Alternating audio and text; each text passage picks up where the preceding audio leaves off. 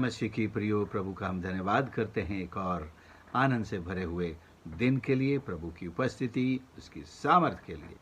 परमेश्वर हमसे प्रतिदिन भेंट करना चाहता है और वो ये चाहता है कि हम आनंद के साथ, आनंद करते हुए, मगन होते हुए प्रभु की उपस्थिति में आएं। और आज भी हमारा परमेश्वर इसी आनंद को हमारे जीवन में और भरपूरी के साथ देना चाहता है। वो तो चाहता है कि हमारा आनंद पूरा हो और बढ़ता और भरता चला जाए। प्रियो, हम भजन 114 पर आ पहुंचे हैं। आज का हमारा मनन इसी भजन से है, जिसका शीर्षक यह दिया है फसह का गीत। हम भजन 113 से ही फसह के गीत पढ़ रहे हैं और ये गीत पुराने नियम में बहुत महत्व रखते थे। जब भी फसह का पर्व मनाया जाता था, गाए जाते थे। प्रभु यीशु ने भी जब वो जिस रात पकड़वाया गया और प्रभु भोज उसने का अनुष्ठान शुरू किया, उससे पहले फसह मनाया और वे गीत गाकर फिर प्रार्थना के लिए गतसमनी वाटिका में चले गए थे।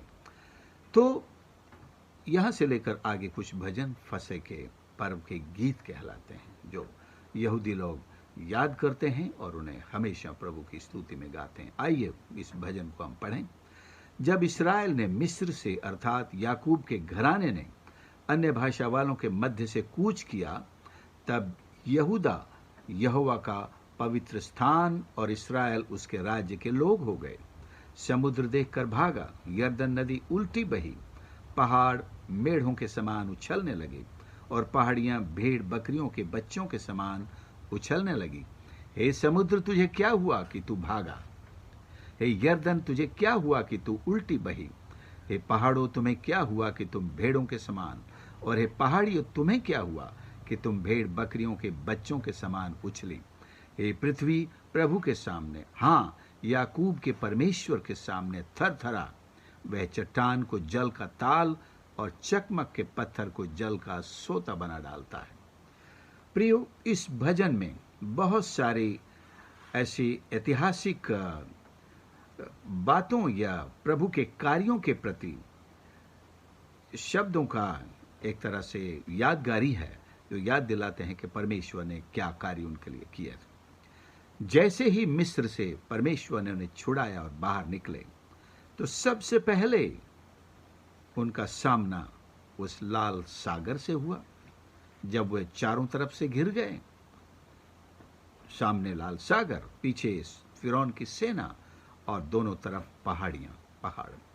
लेकिन परमेश्वर ने किस प्रकार चमत्कार किया, उन्हें उस लाल सागर के अंदर रास्ता दिया। समुद्र देखकर भागा, ये उस समुद्र का रिस्पॉन्स है। प्रियो, जब परमेश्वर के लोग परमेश्वर की आज्ञा से चलते हैं, सारी नेचर, सारी प्रकृति उनके फेवर में खड़ी हो जाती है। प्रकृति के सारे वो नियम जो परमेश्वर ने बनाए हैं, उन्हें परमेश्वर बदल भी देता है। भला समुद्र कभी किसी को इस तरह से मार्ग देता है? कभी सुना था क्या? लेकिन परमेश्वर ने अपने लोगों के लिए ऐसा चमत्कार किया। ये पहला चमत्कार उनके कूच करने के समय से। आखिरी यहां, हे यरदन, तुझे क्या हुआ कि तू उल्टी बही? 40 साल की यात्रा करने के बाद जब वे अपने देश के किनारे पर आते हैं, यहां यरदन उनके मार्ग को, अब मैं ये नहीं कहूंगा कि एक रुकावट है, बल्कि वो तो स्वागत करने के लिए उनका इंतजार कर रही थी। और जैसे ही प्रभु के लोग वहां पहुंचे, उसने भी अपना स्वभाव बदल दिया। उसने भी उनका स्वागत किया। आओ तुम यहां मेरे सीने पर पांव रखकर अपने प्रतिज्ञा के देश में प्रवेश करो। और यरदन भी एक तरह से ब्लेस हो गई परमेश्वर के लोगों के वहां पांव रखने से। परमेश्वर के वचन में ये वादे हैं। परमेश्वर के लोगों की उपस्थिति से, उनके पांव रखने से परमेश्वर उन जगहों को, उन लोगों को आशीषित करता है। समुद्र देखकर भागा, यरदन नदी उल्टी बही, पहाड़ मेढ़ों के समान उछलने लगे। सो कहा जाता है कि जब यरदन नदी के किनारे पर आए, एक बड़ा भूकंप हुआ था और पहाड़ भी उसमें थरथरा उठा, कांप उठा। और उस भूकंप का ये परिणाम माना जाता है कि यरदन नदी उल्टी बहने लगी। खैर, जो भी हो, परमेश्वर ने अपने लोगों को अपने प्रतिज्ञा के देश में प्रवेश करने के लिए अद्भुत रीति से मार्ग प्रदान किए। तो ये सारी सृष्टि, ये 8 पदों के इस गीत में जो 2-2 पदों की जोड़ी के रूप में 4 इसके लिए वो जोड़ी है, परमेश्वर ने बहुत सुंदर, इसको कहा जाता है कि this is one of the most beautiful ones poems that anyone could have written. हालांकि लेखक का नाम नहीं दिया गया है, फिर भी कुछ विद्वानों ने अंदाजा लगाया है कि ये हो सकता है शद्रक, मेशक, अबेदनेगो ने लिखा हो, या हो सकता है एक और अंदाजा है, मैकलॉरेन कहते हैं, this psalm is a little gem and Spurgeon says the true poetry has reached its climax. अपने क्लाइमैक्स पर ये पोइट्री पहुंची है। तो परमेश्वर ने इस पोइट्री को किस प्रकार से अद्भुत ऋषि से इस प्रकार से बनाया कि ये सब पोइट्री का एक जैम कहलाती है। It's a gem of all poetry. Thanks be to God, because God is the author of the entire word of God. भले किसी का नाम नहीं दिया गया हो, या कुछ विद्वान लोग इनके मानते हैं, शद्रक, मेशक, अबेदनेगो, कोई एस्तर को भी मानता है, कोई मोर्देखाई को, और कोई इसको किसी और के नाम से भी सोचते हैं। पर खैर, कोई भी हो, ये परमेश्वर ने किसी को भी प्रेरित किया। Ultimately God is the writer of the entire word of God, so he is the best writer, the best literature. सबसे उत्तम साहित्यकार स्वयं परमेश्वर है, और हम उसके शिष्य, उसके अनुयायी, उसके यानी कि अगुवाई से साहित्य लिख पाते हैं। सो यहाँ नेचर से कवि बात कर रहा है। वो पहाड़ से, समुद्र से, पहाड़ों से, और तुलना भी मतलब जैसे भेड़ बकरियां उछलती हैं, बकरियों के बच्चे उछलते हैं, ऐसे पहाड़ और पहाड़ियां उछल रहे हैं। एक खुशी, एक आनंद, एक स्वागत सारी सृष्टि में देखा गया। और जहां जहां परमेश्वर के लोग यात्रा करते हुए आ रहे हैं, सारी सृष्टि उनके फेवर में उनका स्वागत कर रही है। मैं यहां बताना चाहता हूं इसके एक अर्थ के रूप में कि जब आप अपने प्रभु, अपने परमेश्वर को अपना उद्धारकर्ता बना लेते हैं, तो सारी सृष्टि को परमेश्वर आपके फेवर में खड़ा कर देता है, आपके सहयोग में ले आता है, आपके रास्ते खोलने के लिए उसे आदेश देता है, उसे आशीषित करता है कि आपके लिए आशीषें उपजाए, कि आपके साधन बने और आपके साथ परमेश्वर की महिमा करे। यहां पर समुद्र भाग रहा है तो ये परमेश्वर के आदेश से, तो परमेश्वर की महिमा कर रहा है। अगर नदी भी उल्टी बहने लगी है, पहाड़ थरथरा रहे हैं, so this is a true worship in the entire nature is offering to God. सारी प्रकृति परमेश्वर को आराधना ऑफर कर रही है।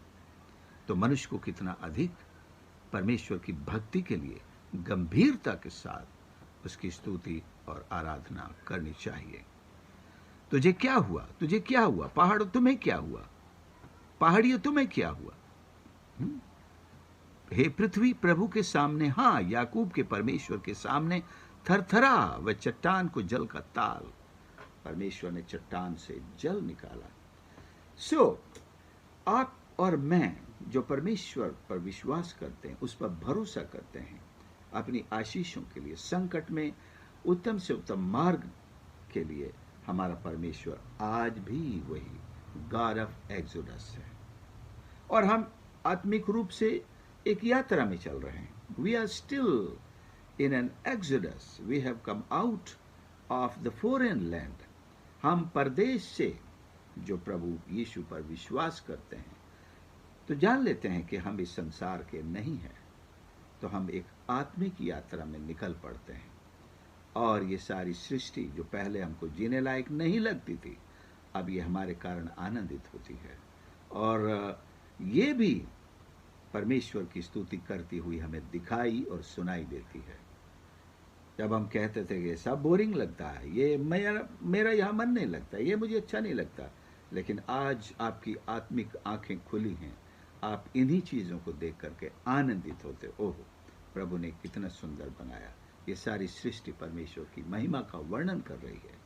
सारा आसमान, सारा स्वर्ग, सारी पृथ्वी, उसकी सारी भरपूरी, ये परमेश्वर की हस्तकला है और परमेश्वर की महिमा गाते हैं। हम ही पीछे रह जाते हैं। तो आज हमारे लिए भी निर्देश है, हम सृष्टि के साथ मिलकर परमेश्वर के साथ सामने थरथराएं, उसकी स्तुति करें, आत्मा सच्चाई के साथ करें। परमेश्वर अपने लोगों के लिए रास्ता निकालता है और रास्ते पर अगुवाई देता है, चलाता है और प्रतिज्ञा के देश में पहुंचाकर ही छोड़ता नहीं है, वहां भी स्टैब्लिश करता है उनको। So god has many promises for us to take us out of the problems and situations which we are in and we do not want to live in. So God is there to lead our exodus out of our situations that harass us, situations that trouble and give us, they trouble our hearts even. So but God, the God of Exodus, is there even today to lead us out. And if there are any problems, any hindrances on the way, even like mountains or sea or even rivers, God will remove them, change their natures. And if we need our provisions on the way, in the journey to the wilderness, and God provides. He is a God of providence, God of provision. We need not worry from where will it come, but it comes from our God. हमारे प्रभु की तरफ से आती है। कहाँ से आएगा, कैसे होगा, कौन लाएगा, ये सारे सवाल परमेश्वर के सामने आवश्यक नहीं है। जब आप प्रभु की तरफ नजर उठाते हैं तब केवल प्रभु का हाथ देखते हैं, प्रभु की सप्लाई देखते हैं, प्रभु के प्रबंध को देखते हैं, प्रभु की दया को देखते हैं और आप साफ सुथरे मार्ग को देखते हैं। आपकी यात्रा आगे चलती रहे। सो प्रियो, मैं आज यही कहना चाहता हूं इस भजन के माध्यम से आपसे भी और अपने आप से भी, हर एक सुनने वाले से, कि हमारा प्रभु, हमारा परमेश्वर एक्सोडस या निर्गमन का परमेश्वर है। आज भी यदि आप ऐसी किसी परिस्थिति में जहां आप कहते हैं कि मैं कहां फंस गया हूं, यहां मेरा मन नहीं लगता, उड़ाऊ पुत्र के समान वो आपको वहां की परिस्थिति से निकालेगा।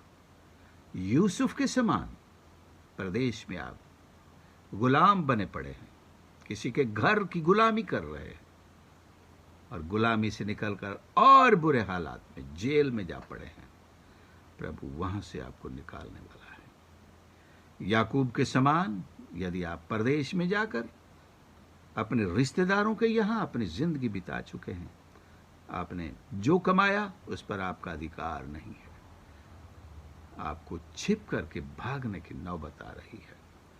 प्रभु निर्गमन का परमेश्वर, the God of exodus, he will take you out with all that you have, the blessings from God, and lead you to your own home.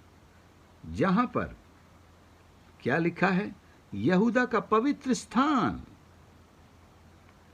जहां आप घर बनाएंगे वो परमेश्वर का पवित्र स्थान होगा। जहां आपको परमेश्वर रखेगा वो परमेश्वर का पवित्र स्थान है, स्तुति का स्थान, आराधना का स्थान। आपका अपना घर परमेश्वर की उपस्थिति का स्थान है। आपका हृदय तो उसका मंदिर है ही, और इसके साथ इस्राएल, उसके राज्य के लोग, आप और आपके परिवार के सारे विश्वासी परमेश्वर के लोग बन जाएंगे। तो ये न सोचें कि मैं परदेश में पड़ा हूं, बाबुल की बंधुआई में पड़ा हूं, मैं अश्शूर की बंधुआई में पड़ा हूं। मैं मिस्र की बंधुआई में पड़ा हूं।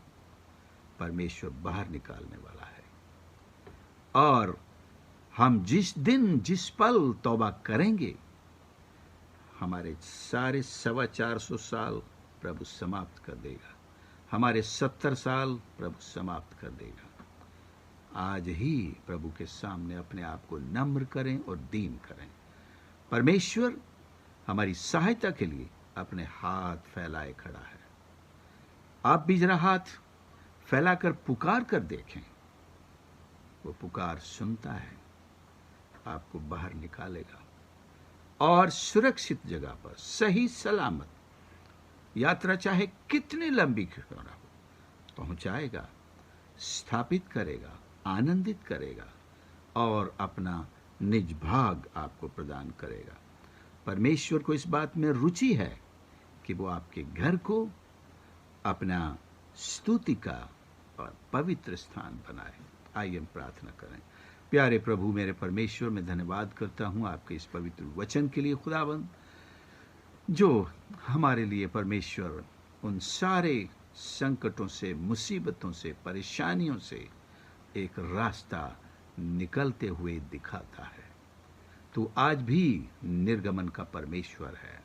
जब भी आपके लोग, आप पर विश्वास करने वाले कहीं गुलामी में गिर जाते हैं, घिर जाते हैं, परमेश्वर तू निकालने के लिए पहुंचता है। अपने भक्तों को भेजता है, जैसे मूसा को भेजा, हारून को भेजा। आज भी तू अपने भक्तों को, अपने लीडर्स को, लोगों को मुसीबत से निकालने के लिए भेजता है। परमेश्वर, आपका पवित्र वचन उनके पास वहीं पहुंच जाता है जैसे आज ये वचन हम तक, हमारे घरों तक पहुंच रहा है। प्रभु जी, यदि मेरे सुनने वालों में कोई भी आज किसी भी प्रकार की गुलामी में है, बंधन में है, या किसी प्रकार के खतरे से घिरा हुआ है, चारों तरफ से वो घिर चुका है, रास्ता नहीं है, लेकिन हम जानते हैं तूने कहा है, तुम खड़े खड़े उद्धार को देखो। प्यारे यीशु, हमारी आंखें खुल चुकी हैं, हम आपके उद्धार को देखते हैं। आप मार्ग बनाने वाले और रास्ते में आने वाली हर रुकावट को दूर करने वाले परमेश्वर हैं। सबको आशीष कर, उनकी प्रार्थनाओं के उत्तर आज ही भेज दे परमेश्वर, छुटकारा दे, आशीष दे। उनके घरों में उनके साथ निवास कर, उनके घरों को पवित्र स्थान बना। हर एक शैतानी शक्ति जिन्होंने उनके घरों के वातावरण को खराब किया है, बिगाड़ा है और शैतान के अड्डे बना दिए हैं, आज मैं यीशु के नाम से इन शैतान के अड्डों को तोड़ता हूं, नष्ट करता हूं। आपका पवित्र लहू छिड़क कर उसके सारे षड्यंत्र को नष्ट और जलाकर भस्म करता हूं। परमेश्वर, आपकी उपस्थिति इन घरों में स्थापित हो, आपका प्रेम और आपकी शांति स्थापित हो। आपकी उपस्थिति से ये सब घर के लोग भर जाएं। परमेश्वर, अगुवाई कर, अपनी महिमा ले। धन्यवाद के साथ प्रार्थना प्रभु यीशु के नाम से मांगते हैं, आमीन। प्रभु आप सबको आशीष करें। आप प्लीज़ अवश्य इस संदेश को दूसरों के साथ शेयर करें, और यदि आपने आज तक सब्सक्राइब नहीं किया है तो प्लीज़ सब्सक्राइब ज़रूर करें और बेल आइकन को भी दबा दें। और आप YouTube पर हमारे साथ जुड़े हुए हैं तो आप प्रतिदिन वहां आकर इस संदेश को सुन सकते हैं। अर्ली मॉर्निंग ये आप तक पहुंच जाता है, और इस सेवकाई के लिए विशेष दुआ ज़रूर करते रहें। मैं आने वाले दिनों में कोशिश कर रहा हूं कुछ और अच्छा सेटअप करके इस वीडियो की क्वालिटी को और इम्प्रूव कर सकूं, इसलिए आपकी प्रार्थनाएं चाहता हूं। प्रभु आप सबको आशीष करे। God bless you.